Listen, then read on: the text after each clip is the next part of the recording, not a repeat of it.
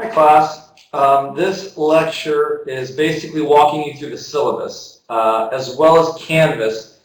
So some of you, sometimes when I teach this course, the course comes along very late in the program and you all know how to navigate the programs well. Sometimes it comes really early in the program and students are less familiar. So I'm going to take some time just to show you the Canvas course and some of the locations of things. And then we'll look at the syllabus, and I'll sort of try to give you some, at least highlight some of the important features, things that students often miss, things that are important to me. So hopefully at the end of this video, you'll have a sense of how Canvas works for this course, and then also the syllabus and some of the requirements. I told you that I'd get you some pictures of my children, so let's start there. So let me show you here. Everyone wants to brag on their kids, right? This is my my daughter Nina. As you can see, it was the middle of winter here, so we had her bundled up. She was coming down a slide there. Very cute. This is my son here in the middle, Sullivan, with the beanie, and these are three of my really good friends. They basically function as uncles for him. We're at the top of Camel's Back, looking over Boise there.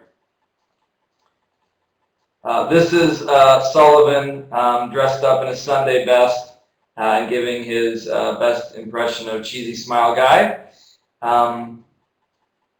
Cute kid though. And then this is my daughter, a more recent picture. She's a little older here as the weather warmed up. So again, that's Valentina. She's almost 2. And then my son Sullivan, he's 6, just finished kindergarten. So let's go into Canvas and let me show you here. This is sort of the intro page. You can see me and my wife. The link here, introduction to the course, is a video, and actually you should have watched that video first before watching this one. That's the first thing that you should do. So if you haven't, pause this video, go watch the introduction. It's just going to give you an overview of what we're going to be doing in this class, welcoming you and things like that. See my contact information down here. Again, do not hesitate to use it.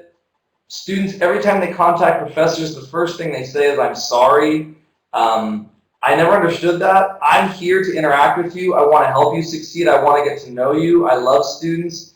It's the best part of my job." So email me, call me, let me know what's happening. If you're having a tough semester, don't wait till it spirals out of control. Let me know up front. So again, don't feel bad about contacting me to let me know about your life or just to talk, follow up on course stuff, things of that nature. On the left, you'll see yours looks a little different than mine. Obviously, I have more tabs, but you're going to have things like home, which is where we're at now. If you click on syllabus, that's sort of an important link. Here, you're going to also have the introduction to the course, the video.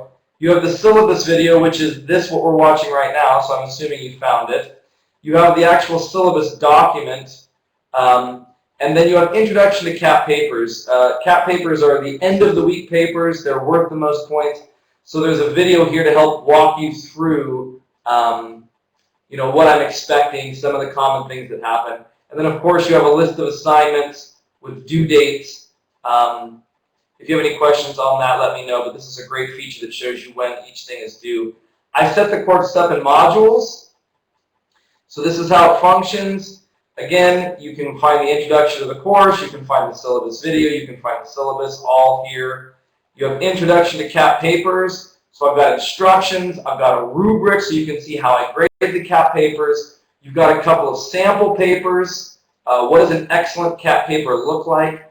So please, before you write your CAP papers, listen to the instructions, look at the rubric, look at some examples. That's really going to help you what I'm looking for, right? The rest of it, you can see the modules are broken into weeks. Week 1, week 2, week 3. The beginning is always a schedule. So week 1 schedule will just tell you on each day what I want. Here's the book we're going to be engaging with. Monday, this is what I want. Tuesday, this is what you should be doing. So what should you read? What should you watch? What should you post? Right? Tuesday, what should you read? What should you watch? What should you post? And that's the way it functions. So it gives you a schedule of what I want each day. So when you go to to week 1, you have the schedule, we've got lectures to watch, you've got discussion boards right there embedded. This is where I want you to be posting your reading reflection 1. Here's where you post your reading reflection 2. If you want the PowerPoints, they're usually at the bottom.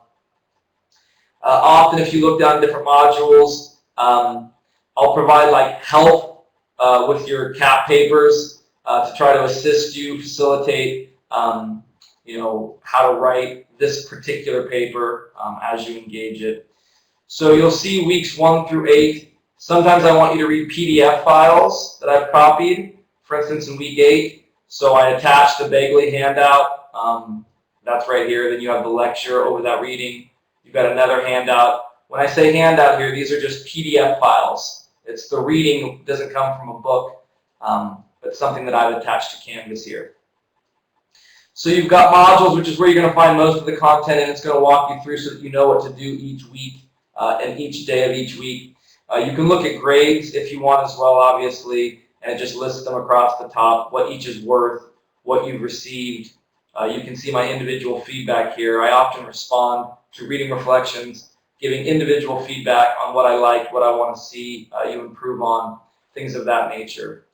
So hopefully this helps you as you navigate through Canvas. But modules is really the key and where you're going to find most things. So let's talk some about the syllabus.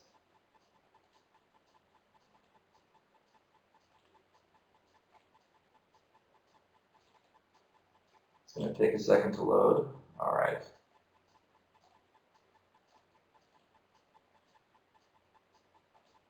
So again, you have contact information. Here, my name, email. You have the texts that we'll be reading. If you have any questions getting the text or problems finding the text, please let me know.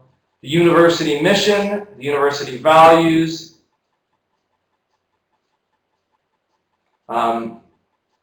There's a description of the course, which I gave you in the introduction video, what we're going to be covering.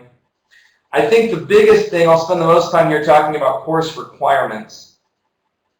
So I expect you to do the reading. I don't assign a ton of reading, at least from my perspective, it doesn't feel like a ton, because philosophy is tough, and so I want you to actually do most of the reading. And if I assign 100 pages of philosophy at a night, you can't get it through it.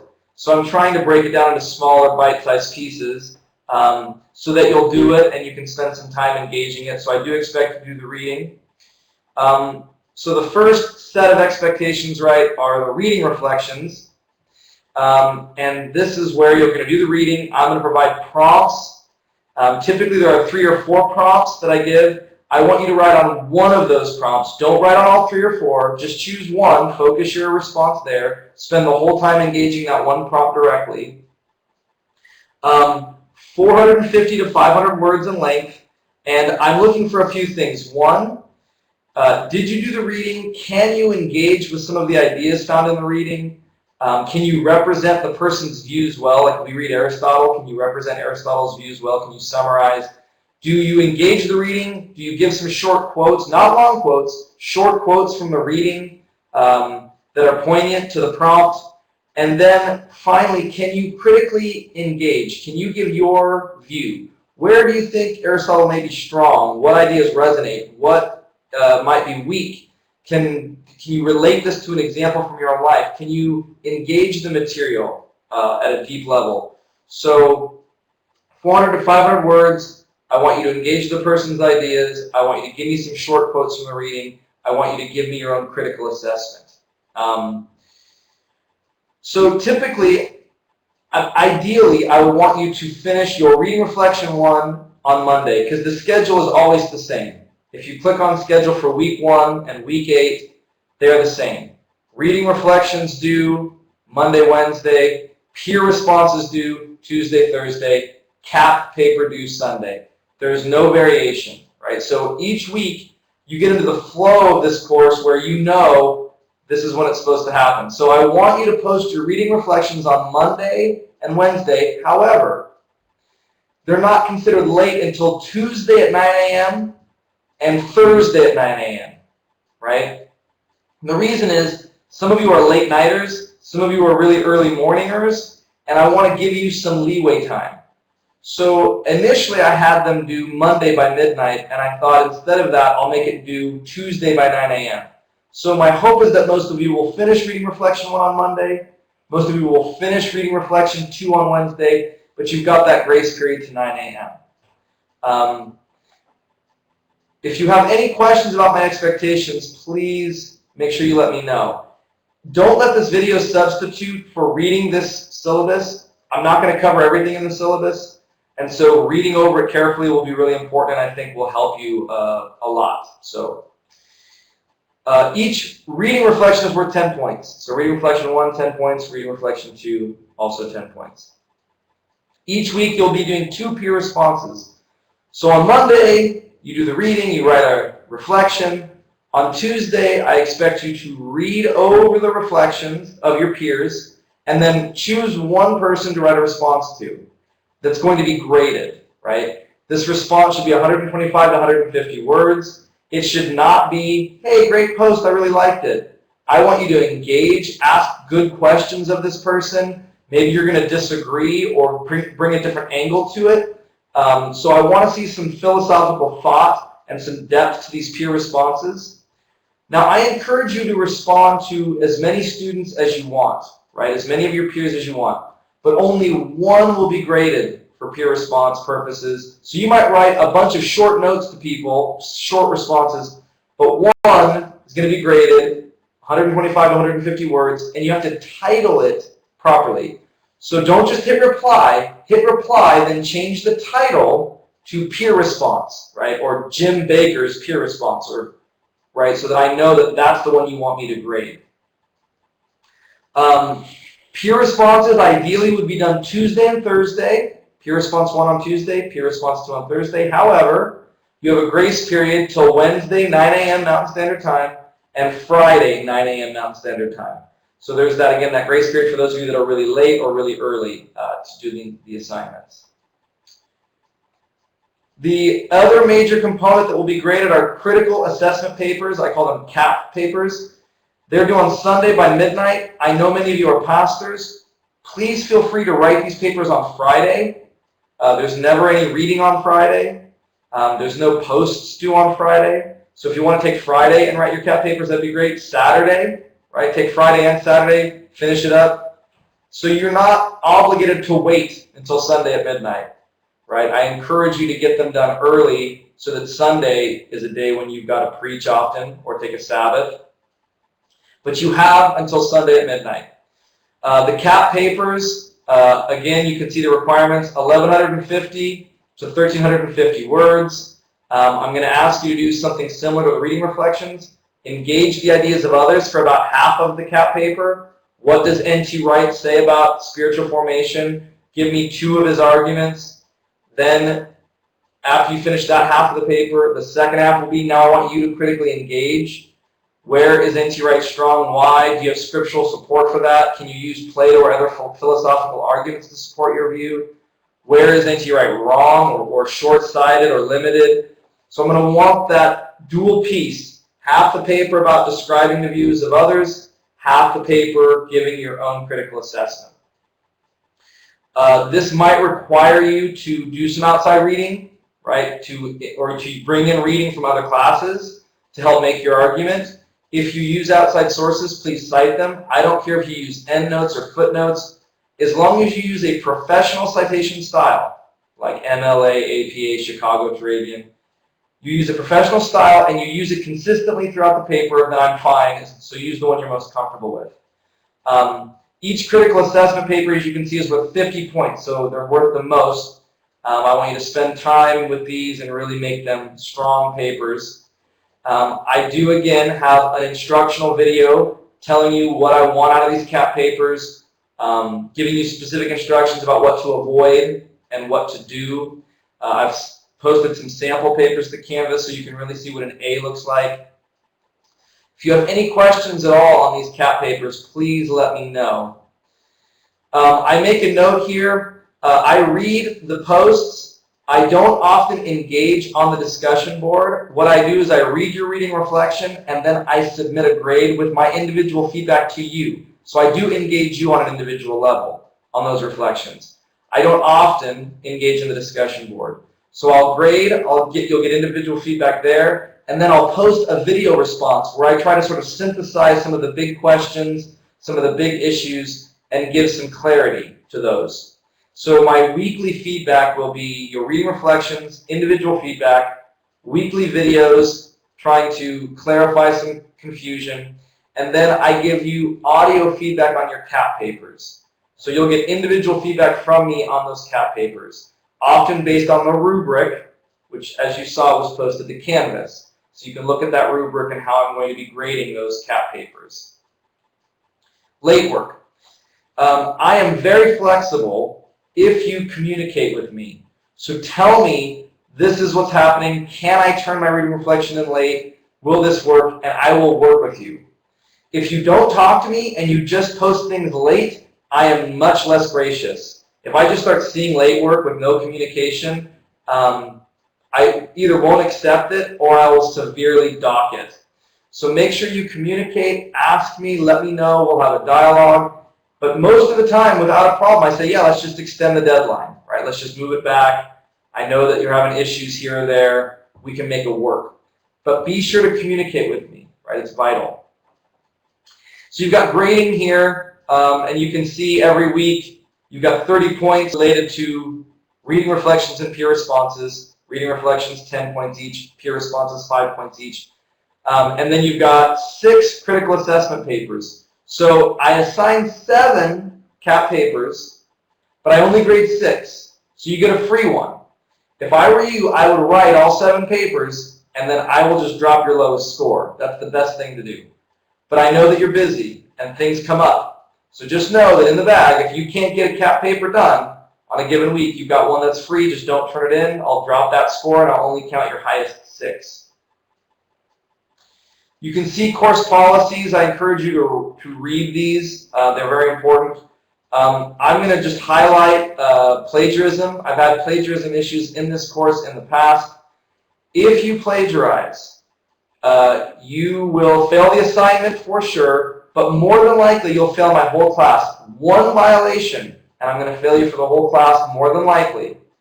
So make sure you cite your work. Don't cut and paste from the internet. It's so tempting. Please don't do that. Again, plagiarism is on the rise. It's so easy, a couple clicks of a button. But just know that. If it were up to me, if it was an obvious form of plagiarism, I would advocate you be removed from the program. Right? This is a program in spiritual formation. So if you're blatantly cheating, it's probably not a program you're ready for. Right? I don't have that power, though. But I do have the power to fail you for the course. So just keep that in mind. I'm also interested in hearing prayer requests. That's something that obviously you can send out to the class, but I want to know what's happening in your life. This is a Christian university. I want to know who you are. I want to know your name. I want to know a little bit about your story. So feel free. Send me an email. Send me a short video. Let me know who you are, what's your story, and if there's things that you deal with that we might pray for, let's do that.